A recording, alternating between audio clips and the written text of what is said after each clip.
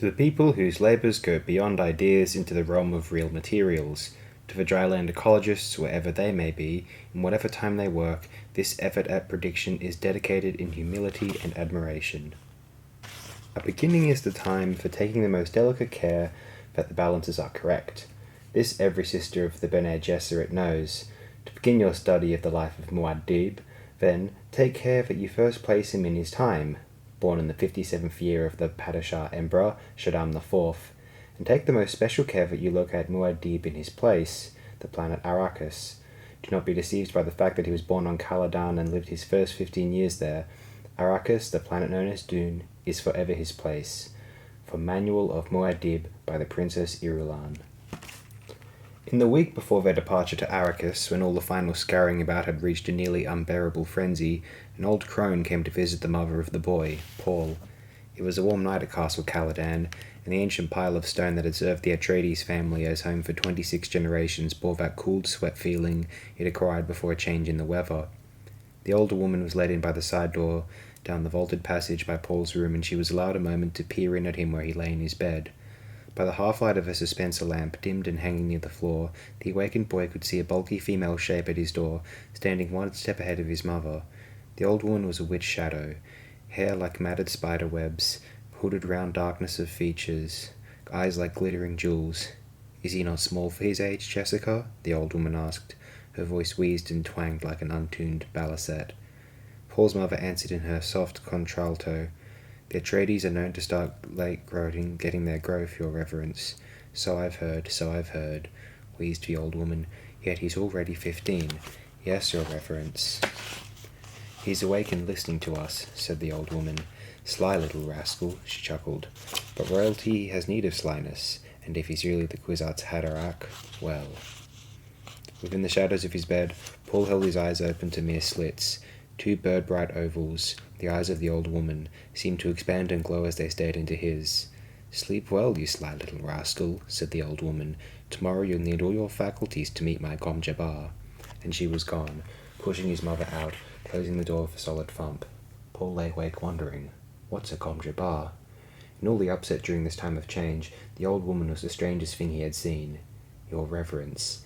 And the way she called his mother Jessica like a common serving wench instead of what she was, a Bene Gesserit lady, a duke's concubine and the mother of the ducal heir. Is a Gom Jabbar something of Arrakis I must know before we go there? He wondered. He mouthed her strange words. Gom Jabbar, Kwisatz Haderach. There had been so many things to learn. Arrakis would be a place so different from Caladan that Paul's mind whirled with the new knowledge. Arrakis, Dune, desert planet. Fufa Hawat, his father's master of assassins, had explained it. Their mortal enemies, the Harkonnens, had been on Arrakis 80 years, holding the planet in quasi-fief under a Chelm Company contract to mine the geriatric spice, melange. Now the Harkonnens were leaving to be replaced by the House of Atreides in fief complete, an apparent victory for the Duke Leto. Yet Hawat had said this appearance contained the deadliest peril, for the Duke Leto is popular among the great houses of the Landsraad. A popular man arouses the jealousy of the powerful, Hawat had said. Arrakis, Dune, desert planet. Paul fell asleep to dream of an Arakian cavern, silent people all around him moving in the dim light of glow globes. It was solemn there and like a cathedral as he listened to a faint sound, the drip, drip, drip of water. Even while he remained in the dream, Paul knew he would remember it upon awakening. He always remembered the dreams that were predictions. The dream faded. And Paul half awoke to feel himself in the warmth of his bed, thinking. This world of Castle Caladan, of our player companions his own age, perhaps did not deserve sadness in farewell. Dr. Yui, his teacher, had hinted that the Luke's class system was not rigidly guarded on Arrakis. The planet sheltered people who lived at the desert edge without Cade or Bashar to command them. Will of the Sand people, called Fremen, marked down on no census of the Imperial Rigate. Arrakis, Dune, desert planet. Paul sensed his own tensions, decided to practice one of the mind-body lessons his mother had taught him. 3 quick breaths triggered the responses. He fell into the floating awareness, focusing the consciousness, aortal dilation, avoiding the unfocused mechanism of consciousness, to be conscious by choice, blood enriched and swift flooding the overloaded regions. One does not obtain food safety freedom by instinct alone. Animal consciousness does not extend beyond the given moment nor into the idea that its victims may become extinct. The animal destroys and does not produce. Animal pleasures remain close to sensation levels and avoid the perceptual. The human requires a background grid for which to see his universe. Focus consciousness by choice. This forms your grid. Bodily integrity follows nerve blood flow according to the deepest awareness of cell needs. All things/cells/beings are impermanent. Strive for flow, permanence within. Over and over and over within Paul's floating awareness, the lesson rolled. When dawn touched Paul's windowsill with yellow light, he sensed it through closed eyelids, opened them, hearing then the renewed bustle and hurry in the castle, seeing the familiar patterned beams of his bedroom ceiling. The hall door opened, and his mother peered in, hair like shaded bronze held with a black ribbon at the crown, her oval face emotionless and green eyes staring solemnly. "You're awake," she said. "Did you sleep well?" "Yes." He studied the tallness of her, saw the hint of tension in her shoulders as she chose clothing for him from the closet racks. Another might have missed the tension, but she had trained him in the Bene Gesserit way, in the minutiae of observation. She turned, holding a semi-formal jacket for him. It carried the red Atreides hawk crest above the breast pocket. "Hurry and dress," she said. "Reverend Mother is waiting." "I dreamed of her once," Paul said. "Who is she?" "She was my teacher at the Bene Gesserit school. Now she's the Emperor's truth-sayer. And Paul," she hesitated, "you must tell her about your dreams." "I will. Is she the reason we got Arrakis?" "We did not get Arrakis." Jessica flicked dust from a pair of trousers, hung them with the jacket on the dressing stand beside his bed. "Don't keep Reverend Mother waiting." Paul sat up, hugged his knees. "What's a Gom Jabbar?" Again the training she had given him exposed her almost invisible hesitation, a nervous betrayal he felt as fear. Jessica crossed to the window, flung wide the draperies, stared across the river orchards toward Mount Sayubi. "You'll learn about the Gom Jabbar soon enough," she said. He heard the fear in her voice and wondered at it. Jessica spoke without turning. "Reverend Mother is waiting in my morning room. Please hurry." The Reverend Mother Gaius Helen Mohiam sat in a tapestried chair, watching mother and son approach. Windows on each side of her overlooked the curving southern bend of the river and the green farmlands of the Atreides family holding, but the Reverend Mother ignored the view. She was feeling her age this morning, more than a little petulant. She blamed it on space travel and association with that abominable spacing guild and its secretive ways. But here was a mission that required personal attention from Bene Gesserit with the sight. Even the Padishah Emperor's truthsayer couldn't evade that responsibility when the duty call came. "Damn that Jessica," the Reverend Mother thought. "If only she'd bore us a girl as she was ordered to do." Jessica stopped 3 paces from the chair, dropped a small curtsy, a gentle flick of left hand along the line of her skirt. Paul gave the short bow his dancing master had taught, the one used when in doubt of another station. The nuances of Paul's greeting were not lost on the Reverend Mother. She said, "He's a cautious one, Jessica." Jessica's hand went to Paul's shoulder, tightened there. For a heartbeat, fear pulsed through her palm. Then she had herself under control. "Thus he has been taught, your reverence." What does she fear? Paul wondered. The old woman studied Paul in one gestalt and flicker. Face oval like Jessica's, but strong bones. Hair. The Duke's black butt with brow line of the maternal grandfather who cannot be named, and that thin, disdainful nose. Shape of directly staring green eyes, like the old Duke, the paternal grandfather who is dead. Now there was a man who appreciated the power of bravura, even in death, the Reverend Mother thought. "Teaching is one thing," she said. "The basic ingredient is another. We shall see." The old eyes darted a hard glance at Jessica. "Leave us. I enjoin you to practice the meditation of peace." Jessica took her hand from Paul's shoulder. "Your Reverence, Jessica, you know it must be done." Paul looked up at his mother, puzzled. Jessica straightened. "Yes, of course." Paul looked back at the Reverend Mother. Politeness and his mother's obvious awe of this old woman argued caution, yet he felt an angry apprehension at the fear he sensed radiating from his mother. "Paul," Jessica took a deep breath, "this test you're about to receive, it's important to me." "Test?" He looked up at her. "Remember that you're a Duke's son," Jessica said. She whirled and strode from the room in a dry swishing of skirt. The door closed solidly behind her. Paul faced the old woman, holding anger in check. Does one dismiss the Lady Jessica as though she were a serving wench? A smile flicked the corners of the wrinkled old mouth. "The Lady Jessica was my serving wench, lad, for 14 years at school," she nodded, "and a good one too. Now you come here." The command whipped out at him. Paul Paul found himself obeying before he could think about it. Using the voice on me, he thought. He stopped at her gesture, standing beside her knees. See this? She asked. From the folds of her gown, she lifted a green metal cube about 15 centimeters one side. She turned it, and Paul saw that one side was open, black and oddly frightening. No light penetrated that open blackness. Put your right hand in the box, she said. Fear shot through Paul. He started to back away, but the old woman said, Is this how you obey your mother? He looked up into bright eyes. Slowly feeling the compulsions and unable to inhibit them, Paul put his hand into the box. He felt first a sense of cold as the blackness closed around his hand, then slick metal against his fingers and a prickling as though his hand were asleep. A predatory look filled the old woman's features. She lifted her right hand away from the box and poised her hand close to the side of Paul's neck. He saw a glint of metal there and started to turn toward it.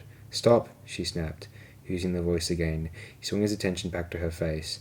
I hold at your neck the Gom-Jabbar, she said. The Gom-Jabbar, the high-handed enemy. It's a needle with a drop of poison on its tip. Don't pull away or you'll feel that poison. Paul tried to swallow in a dry throat. He could not take his attention from the seamed old face, the glistening eyes, the pale gums around silvery metal teeth that flashed as she spoke. A duke's son must know about poisons, she said. It's the way of our times, eh? Musky, to be poisoned in your drink. Almas, to be poisoned in your food. The quick ones and the slow ones and the ones in between. Here's a new one for you. The Gom-Jabbar. It kills only animals. Pride overcame Paul's fear. You dare suggest a duke's son is an animal? He demanded. Let us say I suggest you may be human, she said. Steady. I warn you not to try jerking away. I am old, but my hand can drive this needle into your neck before you escape me. Who are you? He whispered. How did you trick my mother into leaving me alone with you? Are you from the Harkonnens? The Harkonnens? Bless us, no. Now be silent. A dry finger touched his neck, and he stilled the involuntary urge to leap away. Good, she said. You passed the first test. Now here's the way of the rest of it. If you withdraw your hand from the box, you die. This is the only rule. Keep your hand in the box and live. Withdraw it and die. Paul took a deep breath to still his trembling. If I call out, there'll be servants on you in seconds, and you'll die. Servants will not pass your mother who stands guard outside that door. Depend on it. Your mother survived this test. Now it's your turn. Be honored. We seldom administer this to men, children. Curiosity reduced Paul's fear to a manageable level. He heard truth in the old woman's voice, no denying it. If his mother stood guard out there, if this were truly a test, and whatever it was, he knew himself caught in it, trapped by that hand at his neck, the Gom-Jabbar. He recalled the response from the litany against fear his mother had taught him out of the B'nai Gesserit rite. I must not fear. Fear is the mind killer. Fear is the little death that brings total obliteration. I will face my fear. I will permit it to pass over me and through me. When it has gone past, I will turn the inner eye to see its path. Where the fear has gone, there will be nothing. Only I will remain. He felt calmness return, said, Get on with it, old woman. Old woman, she snapped. You've courage, and that can't be denied. Well, we shall see, Sirrah. She bent close, lowered her voice almost to a whisper. You will feel pain in this hand within the box. Pain. But withdraw the hand and I'll touch your neck with my Gom-Jabbar. For death so swift it's like the fall of the headman's axe. Withdraw your hand and the Gom-Jabbar takes you. Understand? What's in the box? Pain. He felt increased tingling in his hand, pressed his lips tightly together. How could this be a test, he wondered. The tingling became an itch. The old woman said, You've heard of animals chewing off a leg to escape a trap? There's an animal kind of trick. A human would remain in the trap, endure the pain, feigning death that he might, kill the trapper and remove a threat to his kind. The itch became the faintest burning. Why are you doing this? He demanded. To determine if you're human. Be silent. Paul clenched his left hand into a fist as the burning sensation increased in the other hand. It mounted slowly, heat upon heat upon heat upon heat. He felt the fingernails of his free hand biting the palm. He tried to flex the fingers of the burning hand but couldn't move them. It burns, he whispered. Silence. Pain throbbed up his arm. Sweat stood out on his forehead. Every fibre cried out to withdraw the hand from the burning pit. But the Gom-Jabbar. Without turning his head, he tried to move his eyes to see that terrible needle poised beside his neck. He sensed that he was breathing in gasps, tried to slow his breaths, and couldn't.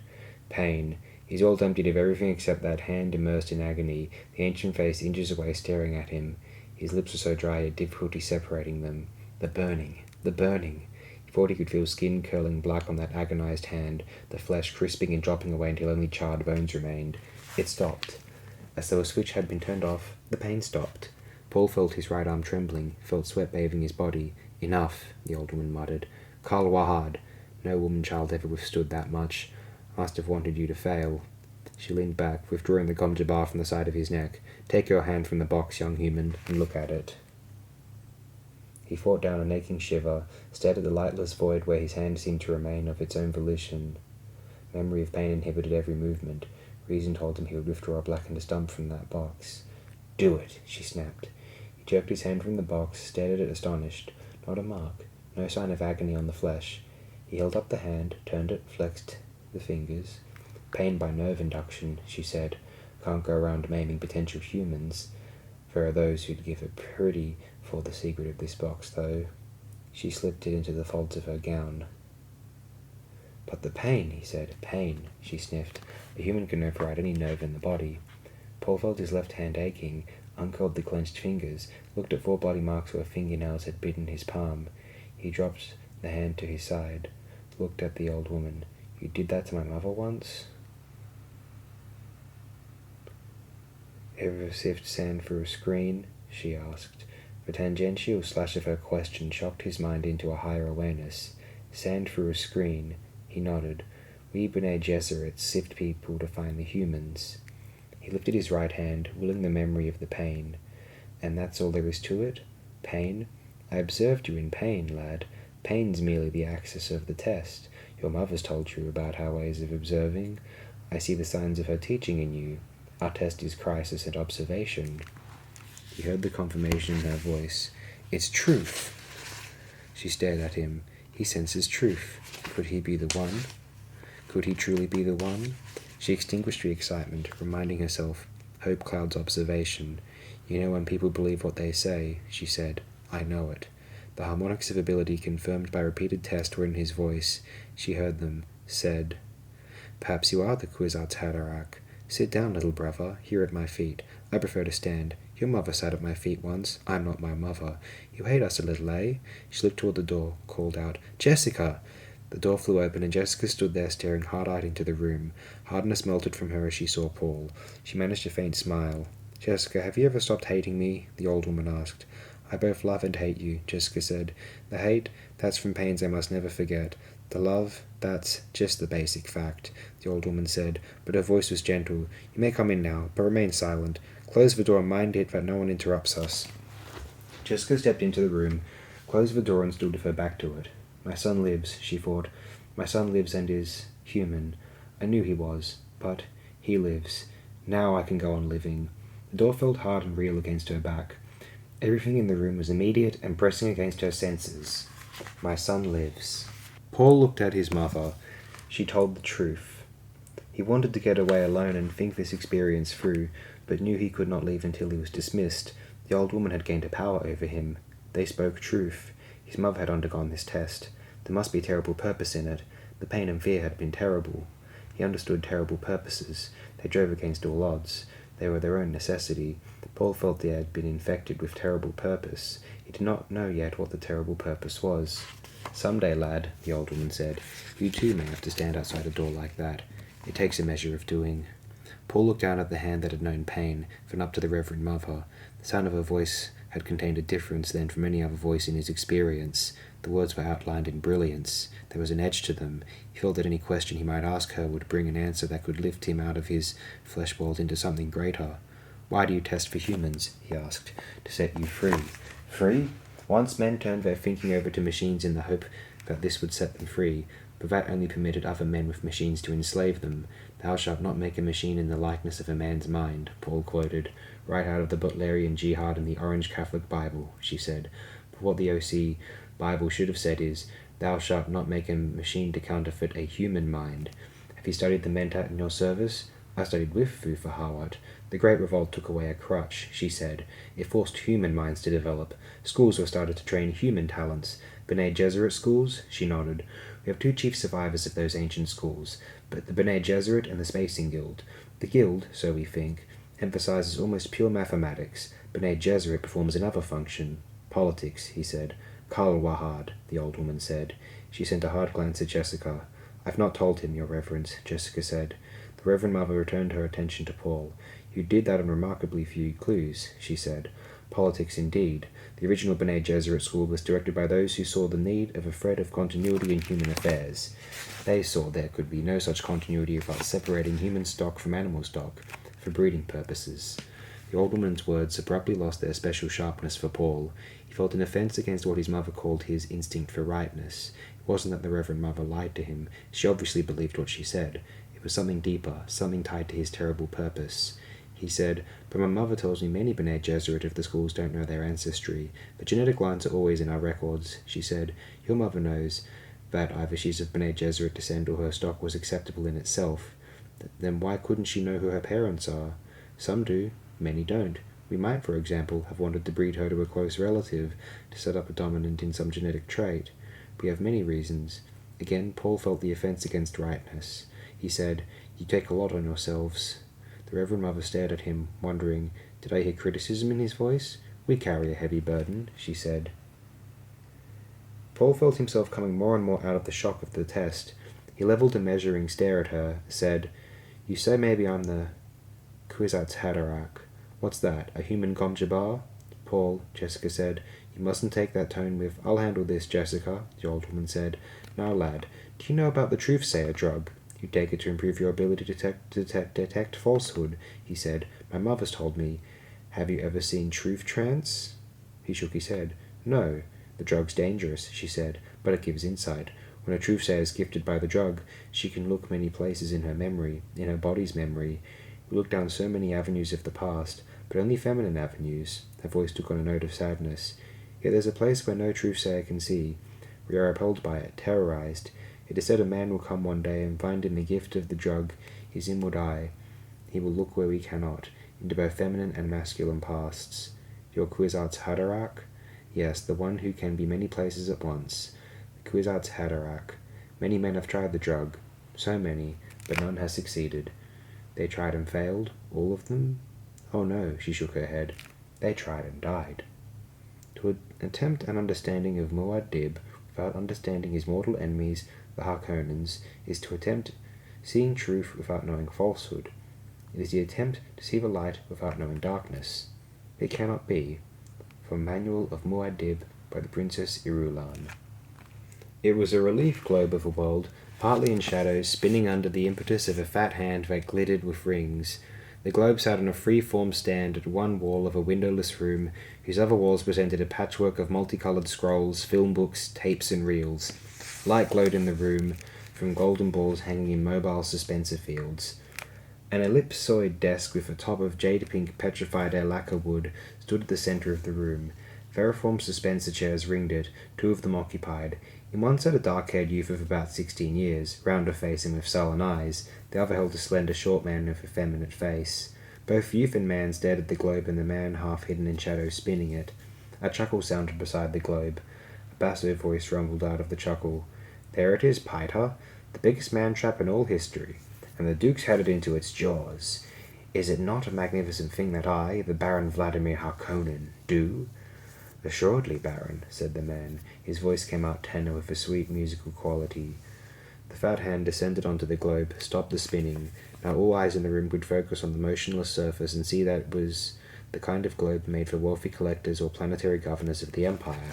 It had the stamp of imperial handicraft about it. Latitude and longitude lines were laid in with hair-fine platinum wire. The polar caps were insets of finest cloud-milk diamonds. The fat hand moved, tracing details on the surface. "I invite you to observe," the basso voice rumbled. "Observe closely, Piter, and you too, Feyd-Rautha, my darling. From 60 degrees north to 70 degrees south, these exquisite ripples, their colouring, does it not remind you of sweet caramels? And nowhere do you see blue of lakes or rivers or seas. And these lovely polar caps, so small. Could anyone mistake this place? Arrakis, truly unique, a superb setting for a unique victory." A smile touched Piter's lips. "And to think, Baron, the Padishah Emperor believes he's given the Duke your spice planet. How poignant." "That's a nonsensical statement," the Baron rumbled. "You say this to confuse young Feyd-Rautha, but it's not necessary to confuse my nephew." The sullen-faced youth stirred in his chair, smoothed a wrinkle in the black leotards he wore. He sat upright as a discreet tapping sounded at the door in the wall behind him. Piter unfolded from his chair, crossed to the door, cracked it wide enough to accept the message cylinder. He closed the door, unrolled the cylinder, and scanned it. A chuckle sounded from him. Another. "Well?" the Baron demanded. "The fool answered us, Baron. Whenever did an Atreides refuse the opportunity for a gesture?" the Baron asked. "Well, what does he say?" "He's most uncouth, Baron. Addresses you as Harkonnen. No, sire et cher cousin. No title, nothing." "It's a good name," the Baron growled, and his voice betrayed his impatience. "What does dear Leto say?" "He says, your offer of a meeting is refused. I have ofttimes met your treachery, and this all men know." "And?" the Baron asked. "He says, the art of Canley still has admirers in the Empire. He signs it Duke Leto of Arrakis." Piter began to laugh. "Oh, of Arrakis? Oh, my, this is almost too rich." "Be silent, Piter," the Baron said, and the laughter stopped as though shut off with a switch. "Canley, is it?" the Baron asked. "Vendetta, heh? And he uses the nice old word so rich in tradition to be sure I know he means it." "You made the peace gesture," Piter said. "The forms have been obeyed." "For a mentat, you talk too much, Piter," the Baron said, and he thought, "I must do away with that one soon. He has almost outlived his usefulness." The Baron stared across the room at his mentat assassin, seeing the feature about him that most people noticed first. The eyes, the shaded slits of blue within blue, the eyes without any white in them at all. A grin flashed across Piter's face. It was like a masked grimace beneath those eyes like holes. "But, Baron, never has revenge been more beautiful. It is to see a plan of the most exquisite treachery, to make Leto exchange Caladan for Dune, and a false alternative because the Emperor orders it. How waggish of you!" In a cold voice, the Baron said, "You have a flux of the mouth, Piter, but I am happy, my Baron, whereas you are touched by jealousy." "Piter! Baron, is it not regrettable you are unable to devise this delicious scheme by yourself? Some day I will have you strangled, Piter, of a certainty, Baron. Enfin, but a kind act is never lost, eh? Have you been chewing verite or semuta, Piter?" "Truth without fear surprises the Baron," Piter said. His face drew down into a caricature of a frowning mask. "Ah, ha! But you see, Baron, I know as a mentat when you will send the executioner. You will hold back just so long as I am useful. To move sooner would be wasteful, and I am yet of much use. I know what it is you learned from that lovely Dune planet. Waste not. True, Baron?" The Baron continued to stare at Piter. Phaedrarthur squirmed in his chair. "These wrangling fools," he thought. "My uncle cannot talk to his mentat without arguing. Do they think I've nothing to do except listen to their arguments?" "Fade," the Baron said, "I told you to listen and learn when I invited you in here. Are you learning?" "Yes, uncle." The voice was carefully subservient. "Sometimes I wonder about Piter," the Baron said. "I cause pain out of necessity, but I swear he takes a positive delight in it. For myself, I can feel pity toward the poor Duke Leto. Dr. Yuri will move against him soon, and that'll be the end of all the Atreides. But surely Leto will know whose hand directed the pliant doctor, and knowing that will be a terrible thing." "Then why haven't you directed the doctor to slip a kinjal between his ribs quietly and efficiently?" Piter asked. "You talk of pity, but the Duke must know when I encompass his doom," the Baron said, "and the other great houses must learn of it. The knowledge will give them pause. I'll gain a bit more room to maneuver. The necessity is obvious, but I don't have to like it." "Room to maneuver," Piter sneered. "Already you have the Emperor's eyes on you, Baron. You move too boldly. One day the Emperor will send a legion or two of his Sardaukar down here onto Gadi Prime, and that'll be an end to the Baron Vladimir Harkonnen." "You'd like to see that, wouldn't you, Piter?" the Baron asked. "You'd enjoy seeing the Corps of Sardaukar pillage through my cities and sack this castle. You'd truly enjoy that." "Does the Baron need to ask?" Piter whispered. "You should have been a Bashar of the Corps," the Baron said. "You're too interested in blood and pain. Perhaps I was too quick with my promise of the spoils of Arrakis." Piter took 5 curiously mincing steps into the room, stopped directly behind Phaedrarthur. There was a tight air of tension in the room, and the youth looked up at Piter with a worried frown. "Do not toy with Piter, Baron," Piter said. "You promised me the Lady Jessica. You promised her to me." "For what, Piter?" the Baron asked. "For pain?" Piter stared at him, dragging out the silence. Phaedrarthur moved his dispenser chair to one side, said, "Uncle, do I have to say, you said you'd—" "My darling Phaedrarthur grows impatient," the Baron said. He moved within the shadows beside the globe. "Patience, Phade." And he turned his attention back to the mentat. What of the Dukeling, the child Paul, my dear Piter? The trap will bring him to you, Baron, Piter muttered. That's not my question, the Baron said. You'll recall that you predicted the Bene Gesserit witch would bear a daughter to the Duke. You were wrong, eh, Mentat? I'm not often wrong, Baron, Piter said, and for the first time there was fear in his voice. Give me that. I'm not often wrong. And you know yourself these Bene Gesserit bear mostly daughters. Even the Emperor's consort has produced only females. Uncle, said Feyd-Rautha, you said there'd be something important here for me to— Listen to my nephew, the Baron said. He aspires to rule my barony, yet he cannot rule himself. The Baron stood beside the globe, a shadow among shadows. Well then, Feyd-Rautha Harkonnen, I summoned you here hoping to teach you a bit of wisdom. Have you observed our good Mentat? You should have learned something from this exchange. But, uncle, a most efficient Mentat, Piter, wouldn't you say, Feyd? Yes, but— Ah, indeed, but he consumes too much spice, eats it like candy. Look at his eyes. He might have come directly from the Arakeen labour pool. Efficient, Piter, but he's still emotional and prone to passionate outbursts. Efficient, Piter, but he still can err. Piter spoke in a low, sullen tone. Did you call me in here to impair my efficiency with criticism, Baron? Impair your efficiency? You know me better, Piter. I wish only for my nephew to understand the limitations of a Mentat. Are you already training my replacement? Piter demanded. Replace you? Why, Piter, where could I find another Mentat with your cunning and venom? The same place you found me, Baron. Perhaps I should at that, the Baron mused. You do seem a bit unstable lately. And the spice you eat. Are my pleasures too expensive, Baron? Do you object to them? My dear Piter, your pleasures are what tie you to me. How could I object to that? I merely wish my nephew to observe this about you. Then I'm on display, Piter said. Shall I dance? Shall I perform my various functions for the eminent Feyd-Rautha? Precisely, the Baron said. You are on display. Now be silent. He glanced at Feyd-Rautha, noting his nephew's lips, the full and pouting look of them, the Harkonnen genetic marker now twisted slightly in amusement. This is a Mentat, Feyd. It has been trained and conditioned to perform certain duties. The fact that it's encased in a human body, however, must not be overlooked. A serious drawback, that. I sometimes think the ancients with their thinking machines had the right idea. They were toys compared to me, Piter snarled. You yourself, Baron, could outperform those machines. Perhaps, the Baron said. Ah, well, he took a deep breath, belched. Now, Piter, outline for my nephew the salient features of our campaign against the House of Atreides. Function as a Mentat for us, if you please. Baron, I have warned you not to trust one so young with this information. My observations of— I'll be the judge of this, the Baron said. I'll give you an order, Mentat, perform one of your various functions. So be it, Piter said. He straightened, assuming an odd attitude of dignity, as though it were another mask, but this time clothing his entire body. In a few days' standard, the entire household of the Duke Leto will embark on a spacing guild liner for Arrakis. The guild will deposit them at the city of Arakeen, rather than our city of Carthag. The Duke's Mentat Fufa Hawat will have concluded rightly that Arakeen is easier to defend. Listen carefully, Feyd, the Baron said. Observe the plans within plans within plans. Feyd-Rautha nodded, thinking, this is more like it. The old monster is letting me in on secret things at last. He must really mean for me to be his heir.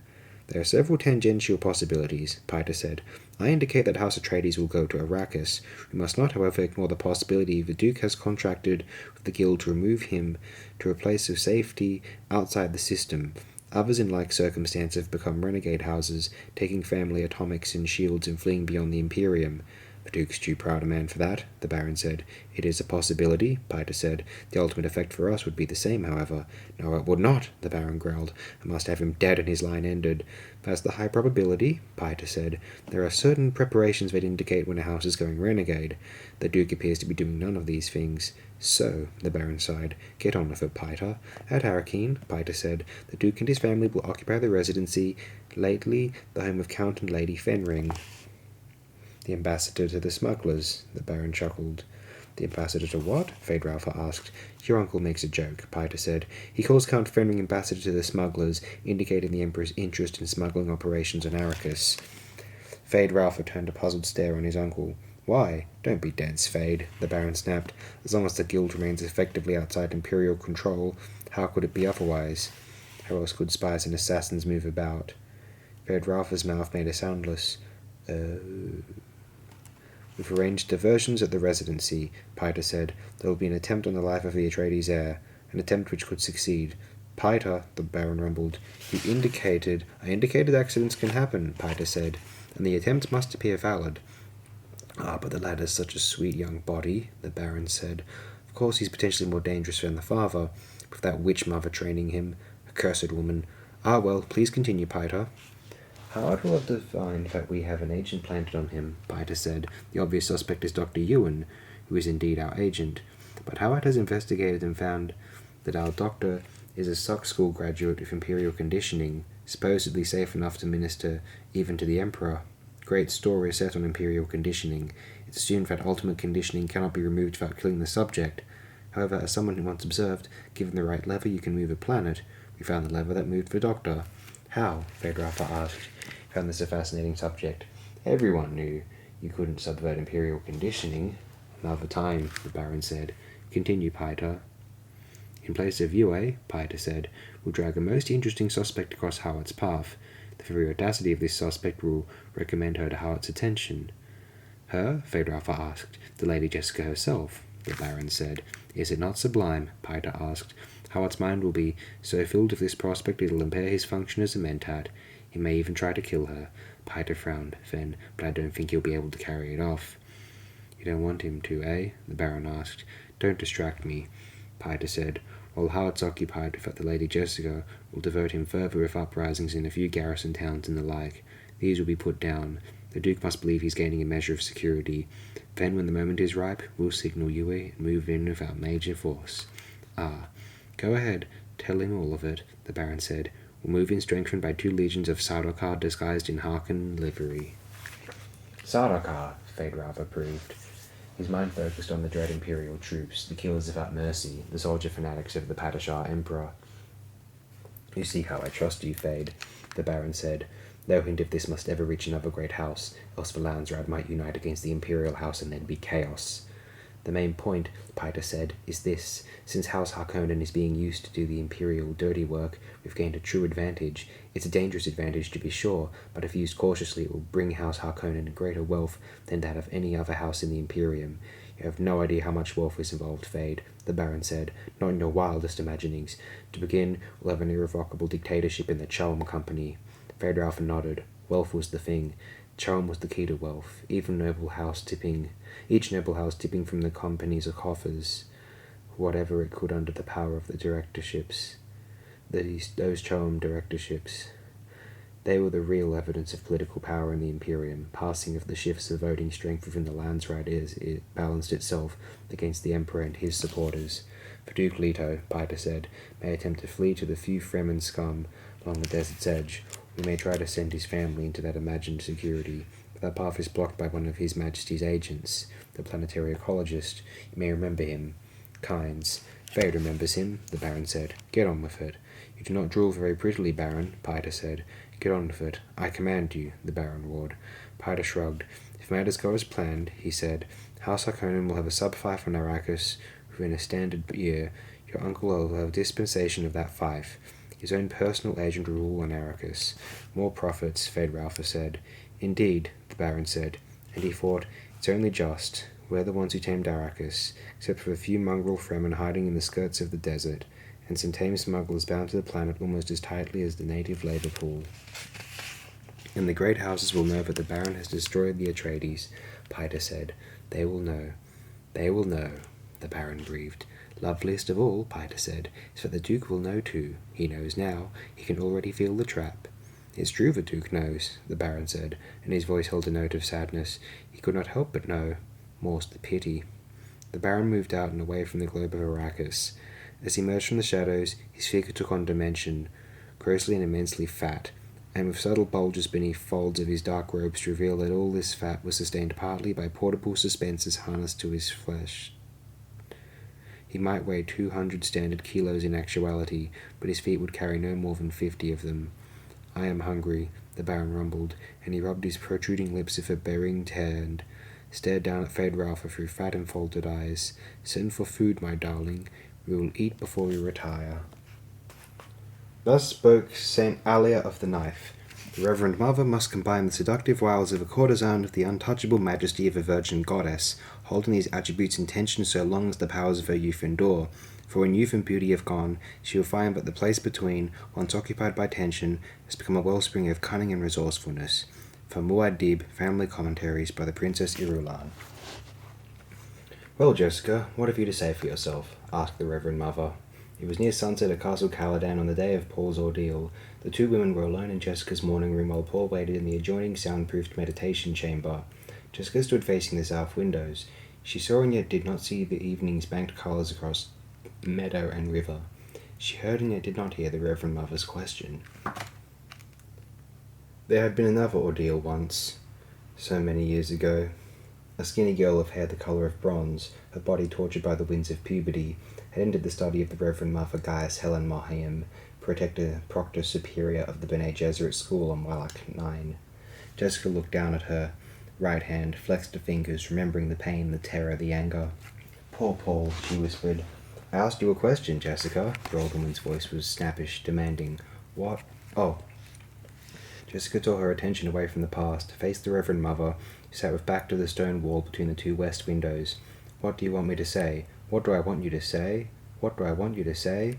The old voice carried a tone of cruel mimicry. So I had a son, Jessica flared, and she knew she was being goaded into this anger deliberately.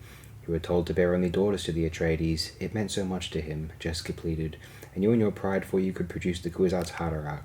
Jessica lifted her chin. I sensed a possibility. You thought only of your Duke's desire for a son, the old woman snapped, and his desires don't figure in this. An Atreides daughter could have been wed to a Harkonnen heir and sealed the breach. You've hopelessly complicated matters. We may lose both bloodlines now. You're not infallible, Jessica said. She braved the steady stare from the old eyes. Presently, the old woman muttered. What's done is done. I vowed never to regret my decision, Jessica said. How noble, the Reverend Mother sneered.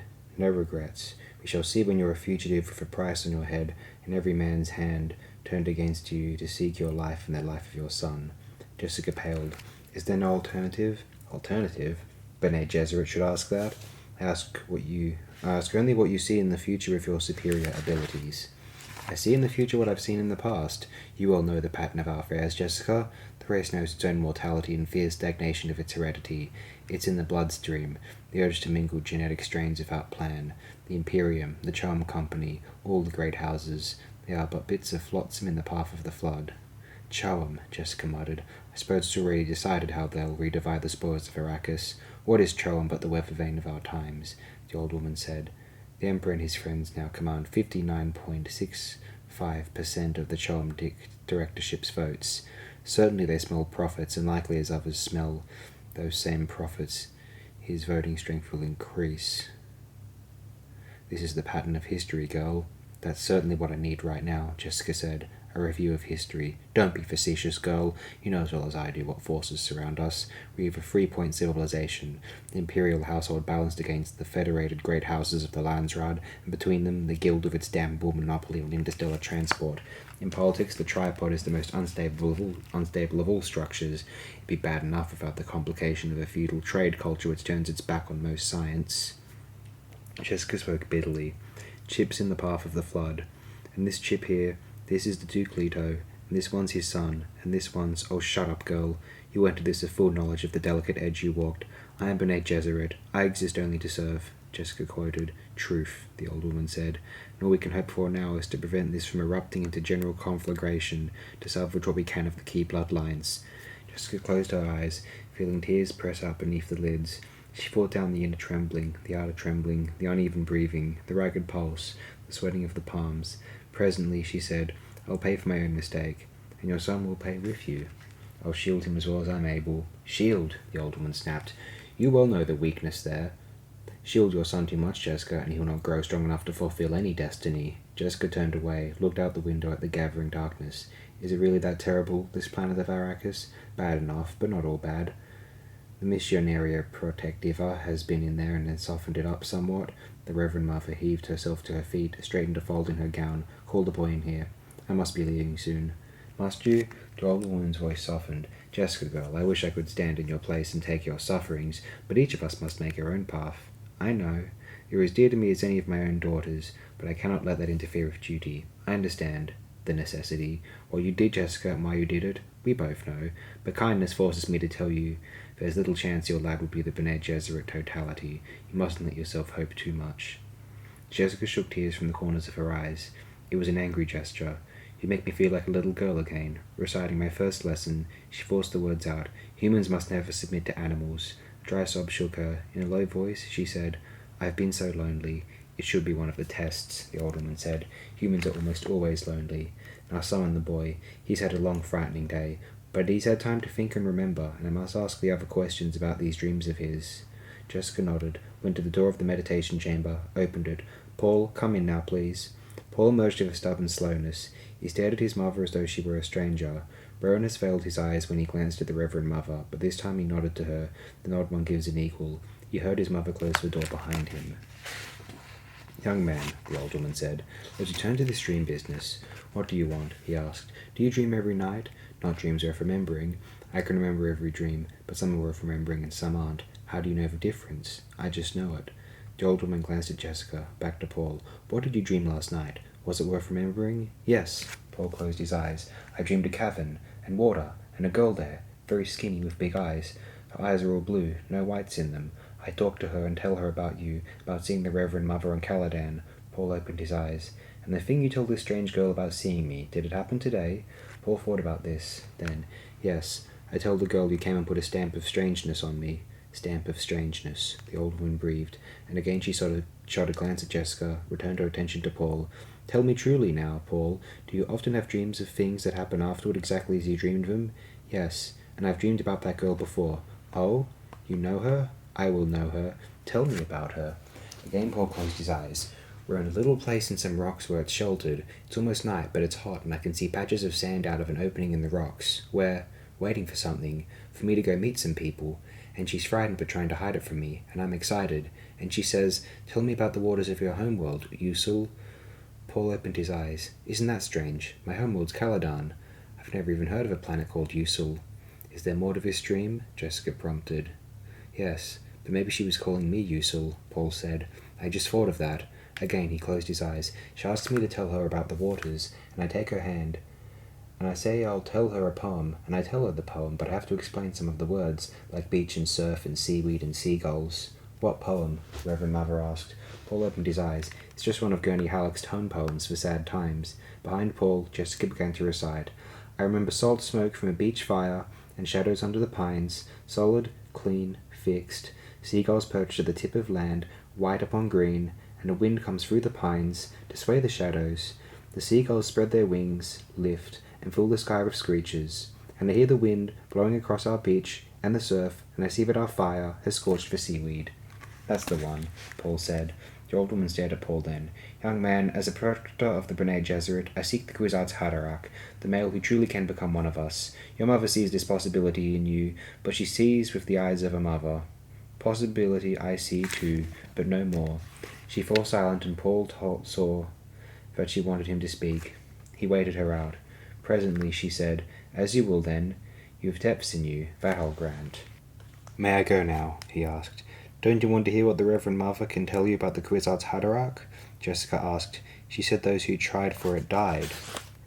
But I can help you with a few hints at why they failed, the Reverend Mother said. She talks of hints, Paul thought. She doesn't really know anything. And he said, Hint then. And be damned to me? She smiled wryly, a crisscross of wrinkles in the old face. Very well, that which submits rules. He felt astonishment. She was talking about such elementary things as tension within meaning. Did she think his mother had taught him nothing at all? That's a hint? He asked. But not here to bandy words or quibble over their meaning, the old woman said. The willow submits to the wind and prospers until one day it is many willows, a wall against the wind. This is the willow's purpose. Paul stared at her. She said purpose, and he felt the word buffet him, reinfecting him with terrible purpose. He experienced a sudden anger at her, fatuous old witch of her mouth full of platitudes. You think I could be this Kwisatz Haderach, he said. You talk about me, but you haven't said one thing about what we can do to help my father. I've heard you talking to my mother. You talk as though my father were dead. Well, he isn't. If there were a thing to be done for him, we'd have done it, the old woman growled. We may be able to salvage you. Doubtful, but possible. But for your father, nothing. When you've learned to accept that as a fact, you've learned a real B'nai Gesserit lesson. Paul saw how the words shook his mother. He glared at the old woman. How could you say such a thing about his father? What made her so sure? His mind seethed with resentment. The Reverend Mother looked at Jessica. You've been training him in the way. I've seen the signs of it. I'd have done the same in your shoes, and devil take the rules. Jessica nodded. Now I caution you, said the old woman, to ignore the regular order of training. His own safety requires the voice. He already has a good start in it, but we both know how much more he needs. And that desperately. She stepped close to Paul, stared down at him. Goodbye, young human. I hope you make it, but if you don't, well, we shall yet succeed. Once more she looked at Jessica. A flicker sign of understanding passed between them. Then the old woman swept from the room, her robes hissing, with not another backward glance. The room and its occupants already were shot from her thoughts, but Jessica had caught one glimpse of the Reverend Mother's face as she turned away. There had been tears on the seamed cheeks. The tears were more unnerving than any other word or sign that had passed between them this day. You have read that Muad'Dib had no playmates his own age on Caladan. The dangers were too great. But Muad'Dib did have wonderful companion teachers. There was Gurney Halleck, the troubadour warrior. You will sing some of Gurney's songs as you read along in this book. There was Fufa Hawat, the old Bentat master of assassins. He struck fear even into the heart of the Padishah Emperor. There were Duncan Idaho, the swordmaster of the Ginaz.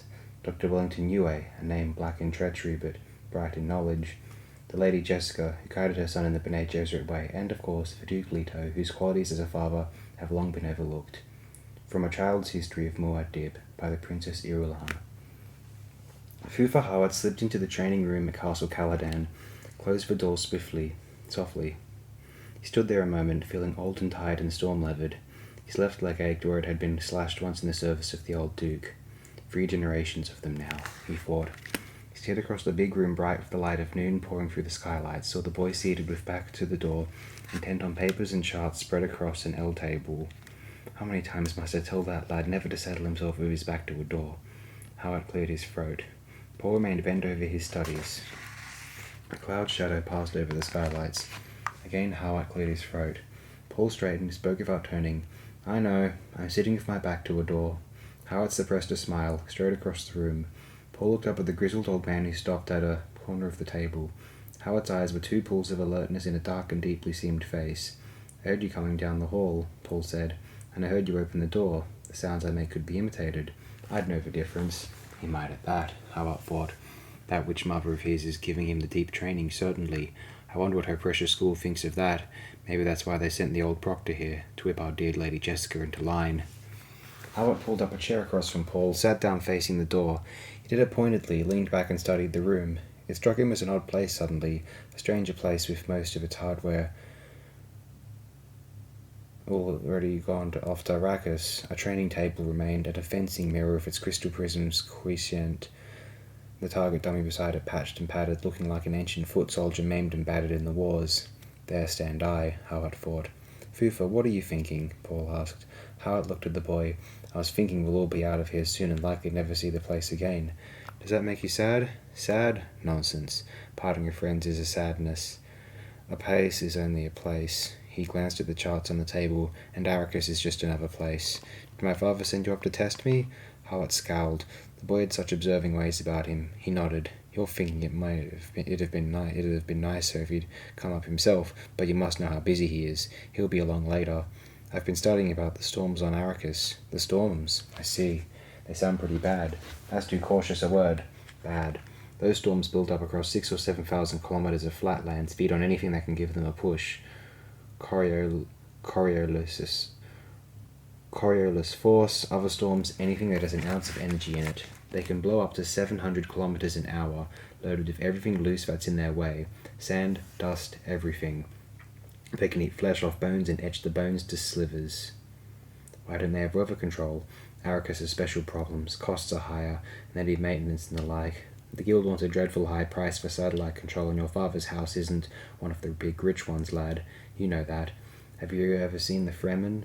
The lad's mind is darting all over today, Howard thought. Like as not I have seen them, he said. There's little to tell them from the folk of the Graben and Sink. They all wear those great flowing robes, and they stink to heaven in any closed space. It's from those suits they wear. Call them still suits. They reclaim the body's own water. Paul swallowed, suddenly aware of the moisture in his mouth, remembering a dream of thirst, that people could want so for water they had to recycle their body moisture. Struck him with a feeling of desolation. Water's precious there, he said. Hart nodded, thinking, perhaps I'm doing it, getting across to him the importance of this planet as an enemy. It's madness to go in there without that caution in our minds. Paul looked up at the skylight, aware that it had begun to rain. He saw the spreading wetness on the grey meadowgrass. Water, he said. You'll learn a great concern for water, Howard said. As for Duke's son, you'll never want for it, but you'll see the pressures of thirst all around you. Paul wet his lips with his tongue, thinking back to the day a week ago and the ordeal with the Reverend Mother. She, too, had said something about water starvation. You'll learn about the funeral plains, she'd said, about the wilderness that is empty, the wasteland where nothing lives except the spice and the sandworms. You'll stay in your eye pits to reduce the sun glare. Shelter will mean a hollow out of the wind and hidden from view. You'll ride upon your own 2 feet without fopter or ground car or mount. And Paul had been caught more by her tone, sing-song and wavering, than by her words. When you live upon Arrakis, she had said, Kala, the land is empty, the moons will be your friends, the sun your enemy. Paul had sensed his mother come up beside him away from her post guarding the door. She had looked at the Reverend Mother and asked, Do you see no hope, your reverence? Not for the father. And the old woman had waved Jessica to silence, looked down at Paul. Grave this in your memory, lad. A world is supported by 4 things. She held up 4 big knuckled fingers. The learning of the wise, the justice of the great, the prayers of the righteous, and the valour of the brave. But all of these are as nothing. She closed her fingers into a fist. If art a ruler who knows the art of ruling, make that the science of your tradition. A week has passed since our day with the Reverend Mother. The words are only now beginning to come into full register. Now sitting in the training room with Fufa Howard, Paul felt a sharp pang of fear. He looked across at the Mentat's puzzled frown. What were you wool gathering that time? Howard asked. Did you meet the Reverend Mother? That truth-sayer witch from the Imperium? Howard's eyes quickened with interest. I met her. She... Paul hesitated, found that he couldn't tell Howard about the ordeal. The inhibitions went deep. Yes? What did she? Paul took 2 deep breaths. She said a thing. He closed his eyes, calling up the words. When he spoke, his voice unconsciously took on some of the old woman's tone. You, Paul Atreides, descendant of kings, son of a duke, you must learn to rule. It's something none of your ancestors learned. That made me angry, and I said my father rules an entire planet. And she said, he's losing it. And I said my father was getting a richer planet. And she said, he'll lose that one too. And I wanted to run and warn my father, but she said he'd already been warned. By you, by Mother, by many people. True enough, Howard muttered. Then why are we going? Paul demanded. Because the Emperor ordered it. Because there's hope in spite of what that witch spy said. What else spouted from this ancient fountain of wisdom? Paul looked down at his right hand, clenched into his fist beneath the table. Slowly he pulled the muscles to relax. She put some kind of hold on me, he thought. How? She asked me to tell her what it is to rule, Paul said, and I said that one commands. She said I had some unlearning to do. She hit a mark there right enough, Howard thought. He nodded for Paul to continue. She said a ruler must learn to persuade and not to compel. She said you must lay the best coffee here, Perth, to attract the finest men. How'd she figure your father attracted men like Duncan and Gurney? Howard asked. Paul shrugged. Then she said a good ruler has to learn his world's language, but it's different for every world, and I thought she meant they didn't speak Galak on Arrakis. But she said that wasn't it at all. She said she meant the language of the rocks and growing things, the language you don't hear just with your ears, and I said that's what Dr. Yue calls the mystery of life. Howard chuckled. How'd that sit with her? I think she got mad. She said the mystery of life isn't a problem to solve, but a reality to experience. So I quoted the first law of Mentat to her. A process cannot be understood by stopping it. Understanding must move with the flow of the process, must join in and flow with it. That seemed to satisfy her. He seems to be getting over it, Howard thought, but that old witch frightened him. Why did she do it? It's Fufa, Paul said. Will Arrakis be as bad as she said? Nothing could be that bad, Howard said, and forced a smile. Take those Fremen, for example, the renegade people of the desert. By first approximation analysis, I can tell you there are many, many more of them than the Imperium suspects. People live there, lad. A great many people. And Howard put a sinewy finger beside his eye. They hate Harkonnens with a bloody passion. You must not breathe a word of this, lad. I tell you only as your father's helper. My father has told me of Seleucus Secundus, Paul said. Do you know Fufa? It sounds much like Arrakis. Perhaps not quite as bad, but much like it. We do not really know of Seleucus Secundus today, Howard said. Only what it was like long ago. Mostly. For what is known, you're right on that score.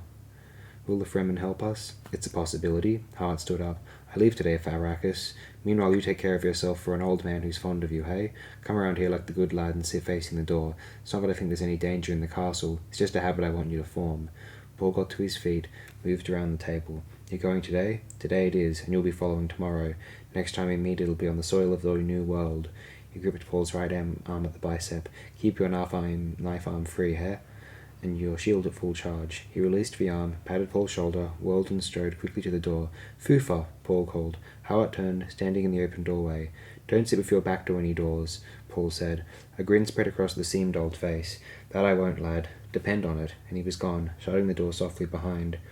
Paul sat down where Howard had been, straightened for papers. One more day here, he thought. He looked around the room. We're leaving. The idea of departure was suddenly more real to him than it had ever been before. He recalled another thing the old woman had said about a world being the sum of many things: the people, the dirt, the growing things, the moons, the tides, the suns, the unknown sum called nature, a vague summation without any sense of the now. And he wondered, what is the now? The door across from Paul banged open and an ugly lump of a man lurched through it, preceded by a handful of weapons. "Well, Gurney Halleck," Paul called. "Are you the new weapons master?" Halleck kicked the door shut with one heel. "You'd rather I came to play games, I know," he said. He glanced around the room, noting that Howard's men already had been over it, checking, making it safe for a duke's heir. The subtle code signs were all around. Paul watched the rolling, ugly man set himself back in motion, veered toward the training table with load of weapons, saw the 9-string ballista slung over Gurney's shoulder with the multi-pick woven through the strings near the head of the fingerboard. Halleck dropped the weapons on the exercise table, lined them up, the rapiers, the bodkins, the kinjals, the slow pellet stunners, the shield belts. The ink-line scar along his jawline writhed as he turned, casting a smile across the room. "So don't even have a good morning for me, you young imp," Halleck said. "What barb did you sink in old Howard? He passed me in the hall like a man running into his enemy's funeral." Paul grinned. Of all his father's men, he liked Gurney Halleck best, knew the man's moods in deviltry, his humours, thought of him more as a friend than as a hired sword. Halleck swung the ballista of his shoulder, began tuning it. "If you won't talk, you won't," he said. Paul stood, advanced across the room, calling out, "Well, Gurney, do we come prepared for music when it's fighting time?" "So it's sass for our elders today," Halleck said. He tried a chord on the instrument, nodded. "Where's Duncan Idaho?" Paul asked. "Isn't he supposed to be teaching you weaponry?" "Duncan's gone to lead the second wave onto Arafis," Halleck said. "All you have left is poor Gurney, who's fresh out of fight and spoiling for music." He struck another chord, listened to it, smiled, "And it was decided in council that you being such a poor fighter would best teach you the music trade so's you won't waste your life entire." "Maybe you'd better sing me a lay then," Paul said. "I want to be sure how not to do it." "Ah, ha!" Gurney laughed, and he swung into Galatian Girls, his multi-pick a blow over the strings as he sang, "Oh, the Galatian girls will do it for pearls, and the Arachne for water. But if you desire dames like consuming flames, try a Caledonian daughter." "Not bad for such a poor hand with the pick," Paul said. "But if my mother heard you singing a bawdy like that in the castle, she'd have your ears on the outer wall for decoration." Gurney pulled at his left ear. "Poor decoration, too, they having been bruised so much listening at keyholes while a young lad I know practised some strange ditties on his balisette." "So you've forgotten what it's like to find sand in your bed," Paul said. He pulled a shield belt from the table, buckled it fast around his waist. "Then, let's fight." Halleck's eyes went wide in mock surprise. "So, it was your wicked hand did that deed. Guard yourself today, young master, guard yourself." He grabbed up a rapier, laced the air with it. "I'm a hell fiend out for revenge." Paul lifted the companion rapier, bent it in his hands, stood in the aisle, 1 foot forward. He let his manner go solemn in a comic imitation of Dr. Ewer. "What a dolt my father sends me for weaponry," Paul intoned. "This doltish Gurney Halleck has forgotten the first lesson for a fighting man armed and shielded." Paul snapped the force button at his waist, felt the crinkled skin tingling with the defensive field at his forehead and down his back, heard external sounds take on characteristic shield-filtered flatness. "In shield fighting, one moves fast on defense, slow on attack," Paul said. "Attack has the sole purpose of tricking the opponent into a misstep, setting him up for the attack sinister. The shield turns the fast blow, admits the slow kinjal." Paul snapped up the rapier, feinted fast and whipped it back for a slow frost time to enter a shield's mindless defences. Halleck watched the action, turned at the last minute to let the blunted blade pass his chest. "Speed, excellent," he said, "but you were wide open for an underhanded counter with a slip tip." Paul stepped back, chagrined. "I should whap your backside for such carelessness," Halleck said. He lifted a naked kinjal from the table and held it up. "This in the hand of an enemy can let out your life's blood. You're an apt pupil, none better, but I've warned you that not even in play do you let a man inside your guard with death in his hand." "I guess I'm not in the mood for it today," Paul said. "Mood?" Halleck's voice betrayed his outrage even through the shield's filtering. "What has mood to do with it? You fight when the necessity arises, no matter the mood. Mood's a thing for cattle or making love or playing the balisette. It's not for fighting. I'm sorry, Gurney. You're not sorry enough." Halleck activated his own shield, crouched with Kinjal outthrust in left hand, the rapier poised high in his right. "Now I say, guard yourself for true." He leaped high to one side, then forward, pressing a furious attack. Paul fell back, parrying. He felt the field crackling as shield edges touched and repelled each other, sensed the electric tingling of the contact along his skin. What's gone into Gurney? He asked himself. He's not faking this. Paul moved his left hand, dropped the bodkin into his palm from its wrist sheath.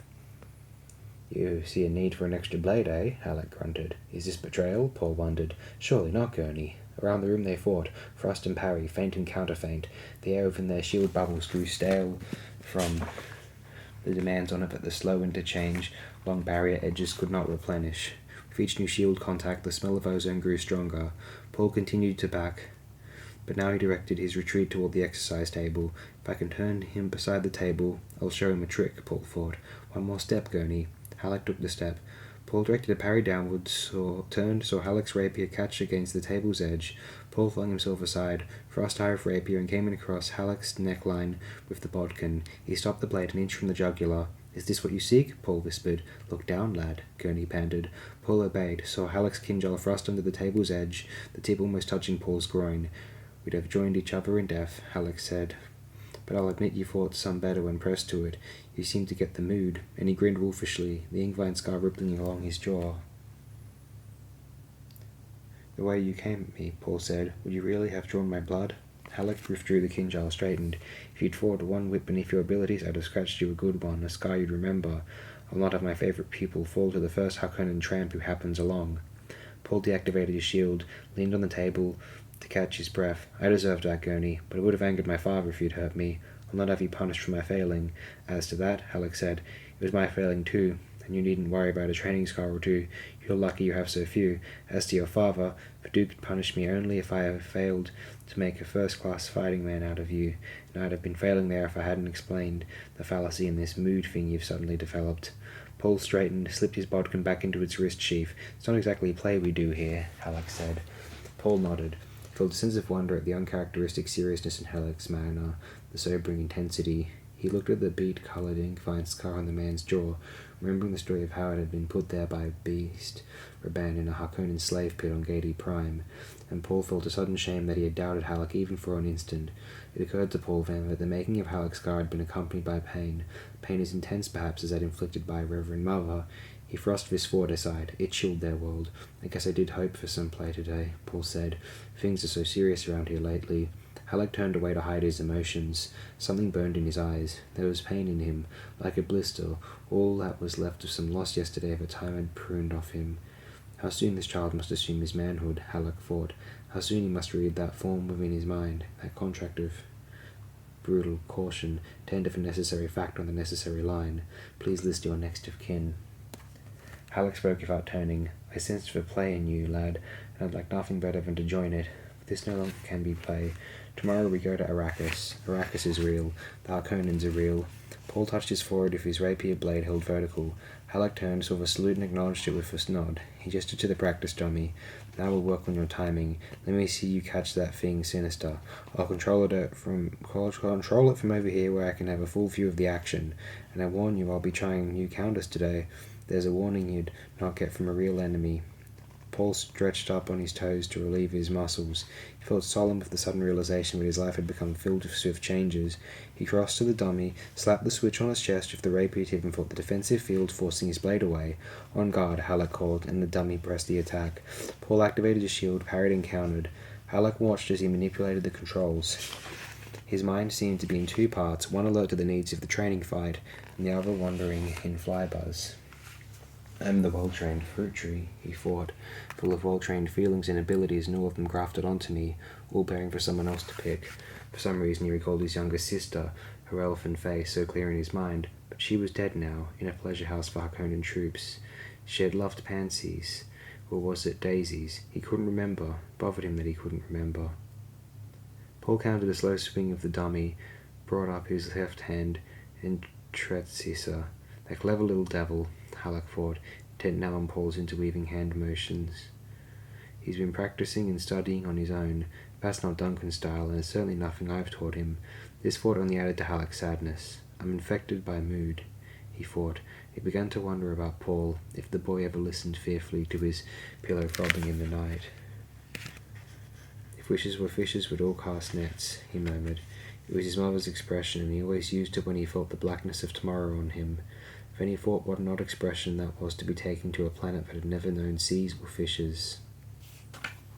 Yui, Wellington, Standard 10,082, 10,191, Medical Doctor of the Sook School, graduated Standard 10,112, MD, Juana Marcus, BG, married, Juana Marcus, BG, Standard 10,092, 10,186, chiefly noted as betrayer of Duke Leto Atreides, cf. Bibliography, Appendix 7, Imperial Conditioning and Betrayal, from Dictionary of Muad'Dib by the Princess Irulan. I've already heard Dr. Yui entering the training room, noting the stiff deliberation in the man's pace. Paul remained stretched out face down on the exercise table where the masseuse had left him. He felt deliciously relaxed after the workout with Gurney Halleck. You do look comfortable, said Yui in his calm, high-pitched voice. Paul raised his head, saw the man's thick figure standing several paces away, took in at a glance the wrinkled black clothing, the square block of a head with purple lips and drooping moustache, the diamond tattoo of imperial conditioning on his forehead, the long black hair caught in the Sook School's silver ring at the left shoulder. You'll be happy to hear we haven't time for regular lessons today, Yue said. Your father will be along presently. Paul sat up. However, I've arranged for you to have a film book viewer and several lessons during the crossing to Arrakis. Oh. Paul began pulling on his clothes. He felt excitement that his father would be coming. They had spent so little time together since the Emperor's command to take over the fief of Arrakis. Yui crossed to the L table, thinking how the boy has filled out these past few months. Such a waste. Such a sad waste. And he reminded himself, I must not falter. What I do is done to be certain my Wana can no longer be hurt by the Harkonnen beasts. Paul joined him at the table, buttoning his jacket. What'll I be studying on the way across? Ah, the tyrannic life forms of Arrakis. The planet seems to have opened its arms to certain tyrannic life forms. It's not clear how. Must seek out the planetary ecologist when we arrive, a Dr. Kynes, and offer my help in the investigation.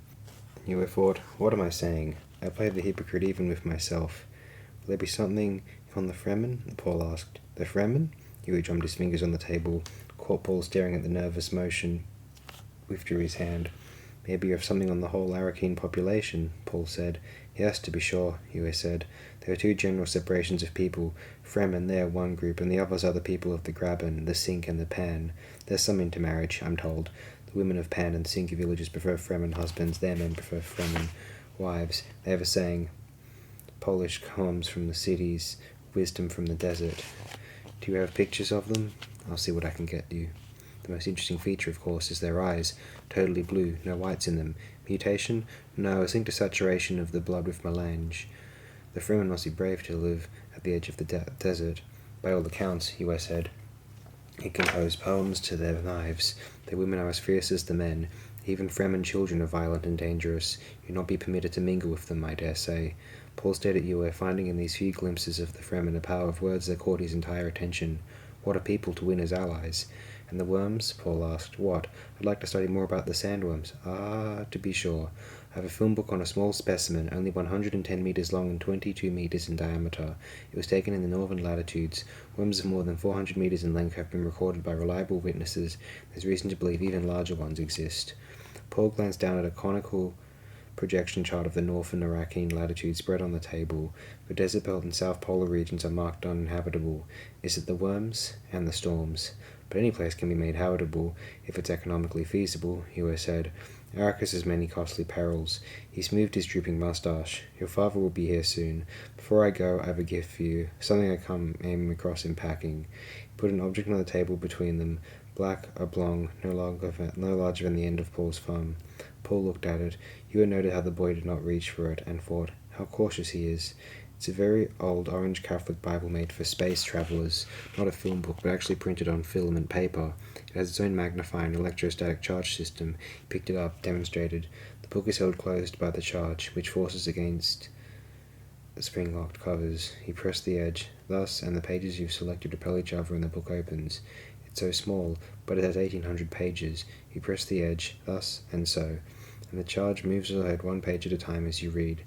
Never touch the actual pages with your fingers. The filament tissue is too delicate. He closed the book, handed it to Paul. Try it. You watched Paul work the page adjustment, thought, I salve my own conscience. I give him the surcease of religion before betraying him. Thus may I say to myself that he has gone where I cannot go. This must have been made before film books, Paul said. It's quite old. Let it be our secret, eh? Your parents might think it too valuable for one so young.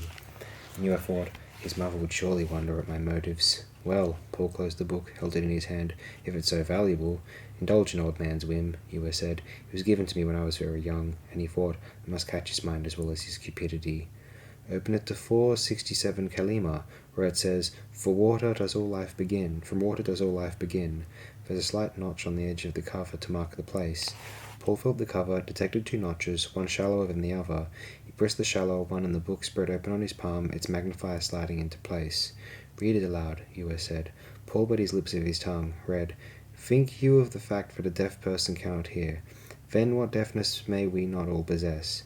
What senses do we lack that we cannot see and cannot hear another world all around us? What is there around us that we cannot— Stop it, Ewa barked. Paul broke off, stared at him.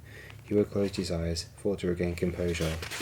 What perversity caused the book to open at my Wana's favourite passage? He opened his eyes, saw Paul staring at him. Is something wrong? Paul asked. I'm sorry, Ewa said. That was my dead wife's favourite passage. It's not the one I intended you to read. It brings up memories that are painful. There are 2 notches, Paul said. Of course, Ewa thought. Wana marked her passage. His fingers are more sensitive than mine and found her mark. It was an accident, no more. You may find the book interesting, Ewa said. It has much historical truth in it as well as good ethical philosophy. Paul looked down at the tiny book in his palm. Such a small thing. Yet it contained a mystery. Something had happened while he read from it. He had felt something to serve his terrible purpose. Your father will be here any minute, Ewa said. Put the book away and read it at your leisure. Paul touched the edge of it as Ewa had shown him. The book sealed itself. He slipped it into his tunic. For a moment there, when Ewa had barked at him, Paul had feared the man would demand the book's return. I thank you for the gift, Dr. Ewa, Paul said, speaking formally. It will be our secret. If there is a gift or favour you wish from me, please do not hesitate to ask. I need for nothing, Ewa said, and he thought, why do I stand here torturing myself, and torturing this poor lad, though he does not yet know it? Oi! Damn those Harkonnen beasts. Why did they choose me for their abomination? How do we approach the study of Muad'Dib's father? A man of surpassing warmth and surprising coldness was Viduc Leto Atreides, yet many facts open the way to this duke. His abiding love for his Bene Gesserit lady, the dreams he held for his son, the devotion with which men served him. You see him there, a man snared by destiny, a lonely figure with his light dimmed behind the glory of his son. Still, one must ask, what is the son but an extension of the father? From Muad'Dib, family, commentaries, by the Princess Irulan. Paul watched his father enter the training room, saw the guards take up stations outside. One of them closed the door. As always, Paul experienced a sense of presence in his father, someone totally here. The Duke was tall, olive-skinned. His thin face held harsh angles warmed only by deep grey eyes. He wore a black working uniform with red armorial hawk crest at the breast. A silvered shield belt with the patina of much use skirted his narrow waist. The Duke said, Hard at work, son? He crossed to the L table, glanced at the papers on it, swept his gaze around the room and back to Paul. He felt tired, filled with the ache of not showing his fatigue. Must use every opportunity to rest during the crossing to Arrakis, he thought. There'll be no rest on Arrakis. Not very hard, Paul said. Everything's so... He shrugged. Yes. Well, tomorrow we leave. It'll be good to get settled in our new home, put all this upset behind. Paul nodded, suddenly overcome by memory of the Reverend Mother's words. For the father, nothing. Father, Paul said, will Arrakis be as dangerous as everyone says? The Duke forced himself to the casual gesture, sat down on a corner of the table, smiled. A whole pattern of conversation welled up in his mind, the kind of thing he might use to dispel the vapours in his men before a battle. The pattern froze before it could be vocalized, confronted by the single thought, This is my son. It'll be dangerous, he admitted. Howard tells me we have a plan for the Fremen, Paul said, and he wondered, why didn't I tell him what that old woman said? How did she seal my tongue? The Duke noted his son's distress, said, As always, Howard sees the main chance, but there's much more. I see also the combine Honat Ober Advancer Mercantiles, the Choam Company. By giving me Arrakis, His Majesty is forced to give us a Choam directorship. A subtle gain. Choam controls the spice, Paul said. And Arrakis with its spice is our avenue into Choam, the Duke said. There's more to Choam than melange. Did the Reverend Mother warn you? Paul blurted. He clenched his fists, feeling his palms slippery with perspiration, the effort it had taken to ask that question. Howard tells me she frightened you with warnings about Arrakis, the Duke said. Don't let a woman's fears cloud your mind. No woman wants her loved ones endangered. The hand behind those warnings was your mother's. Take this as a sign of her love for us. Does she know about the Fremen? Yes, and about much more. What? And the Duke thought. The truth could be worse than he imagines, but even dangerous facts are valuable if you have been trained to deal with them. And there's one place where nothing has been spared for my son, dealing with dangerous facts. This must be leavened, though he is young. Few products escape the charm touch, the Duke said. Logs, donkeys, horses, cows, lumber, dung, sharks, whale fur, the most prosaic and the most exotic, even our poor Pundi rice from Caladan, anything the guild will transport, the art forms of Ekaz, the machines of Raichis and Ix, but all fades before melange. A handful of spice will buy a home on Tupile. It cannot be manufactured, it must be mined on Arrakis. It is unique and it has true geriatric properties. And now we control it, to a certain degree, but the important thing is to consider all the houses that depend on Choam profits, and think of the enormous proportion of those profits dependent on a single product, the spice.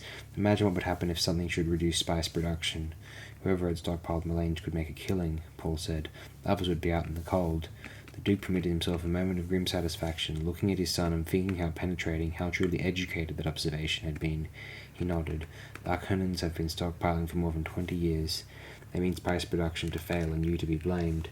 They wish their Atreides name to become unpopular, the Duke said.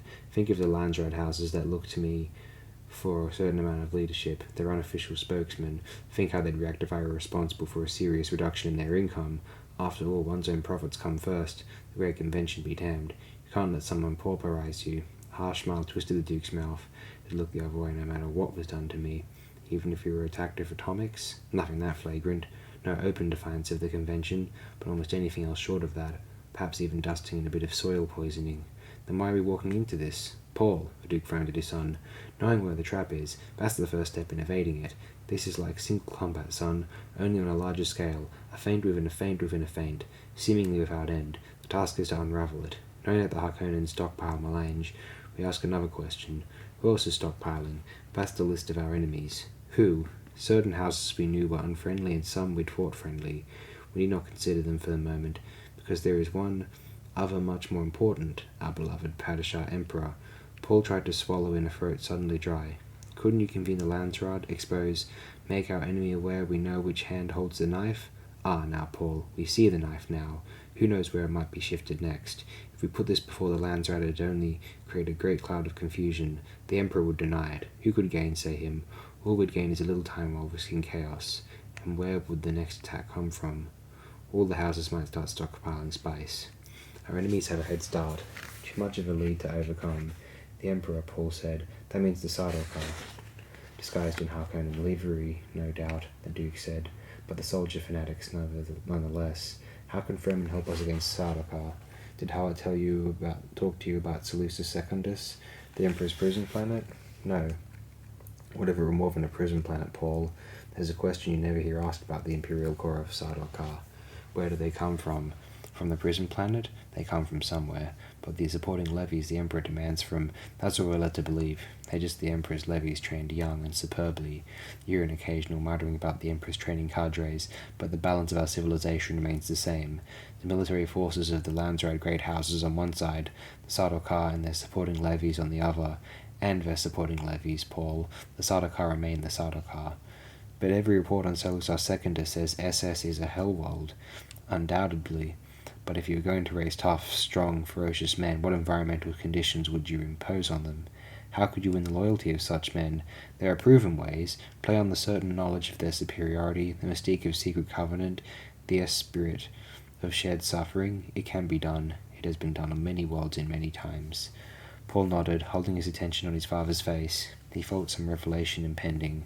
Consider Arrakis, the Duke said. When you get outside the towns and garrison villages, it's every bit as terrible a place as Seleucus Secundus. Paul's eyes went wide. The Fremen! We have there the potential of a core as strong and deadly as the Sardaukar. It will require patience to exploit them secretly and wealth to equip them properly. But the Fremen are there, and the Spice Wolf is there. You see now why we walk into Arrakis knowing the trap is there. Don't the Harkonnens know about the Fremen? The Harkonnens sneered at the Fremen, hunted them for sport, never even bothered trying to count them. We know the Harkonnen policy of planetary populations, spend as little as possible to maintain them. Metallic threads in the hawk symbol above his father's breast glistened as the Duke shifted his position. You see, we're negotiating with the Fremen right now, Paul said. I sent a mission headed by Duncan Idaho. The Duke said, a proud and ruthless man, Duncan, but fond of the truth. I think the Fremen will admire him. If we're lucky, they may judge us by him. Duncan, the moral. Duncan, the moral, Paul said, and Gurney the valorous. You name them well, the Duke said, and Paul thought, Gurney's one of those the Reverend Mother meant, a supporter of worlds, the valour of the brave. Gurney tells me you did well in weapons today, the Duke said. That isn't what he told me. The Duke laughed aloud. I figured Gurney to be sparse with his praise. He says you have a nicety of awareness, his own words, of the difference between a blade's edge and its tip. Gurney says there's no artistry in killing with the tip, that it should be done with the edge. Gurney's a romantic, the Duke growled.